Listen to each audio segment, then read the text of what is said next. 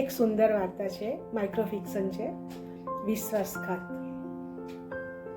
Mumbai metro જેવા mega city પર પોતાની હુકુમત ચલાવનાર ડોન અબ્દુલ ખાન પોતાના સાગરીતોને સાબદા કરવા કડક પડછંત અવાજે બોલ્યો, જુઓ, આજે રાત્રે 2 વાગે ચરસ થતા હેરોઈન ભરેલું જહાજ મરીન ડ્રાઈવના બંદરે ઉતરવાનું છે, પણ ખબરદાર, સાવધાન, એની જરા પણ ગંધ પેલા ઇન્સ્પેક્ટરને થવી ના જોઈએ, અને જો જરા પણ ગંધ ગઈ છે તો કહી તેણે ધારદાર નજરે પેલા સલમાન ખાન સામે જોયું.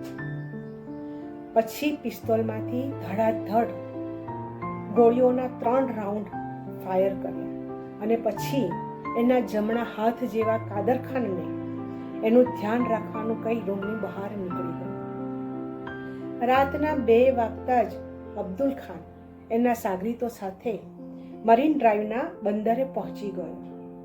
જહાજ બંદર ઉપર આવ્યું.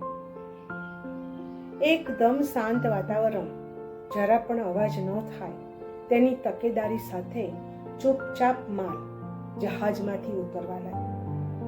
બધો જ માલ બંદર પર ઉતરી ગયા પછી અબ્દુલ માલ લઈને રવાના થતો હતો. ત્યાં જ અચાનક તેની છાતી સામે એક પિસ્તોલ ટકાઈ. સલમાન અબ્દુલ અને પિસ્તોલ વચ્ચે હાથ પોળા કરીને ઊભો રહ્યો. તેને ધક્કો મારી બાજુમાં ખસેડ્યો.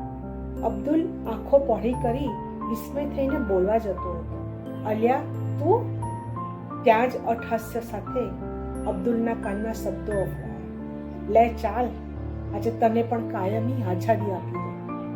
અને એ શબ્દો ફાયરિંગના અવાજમાં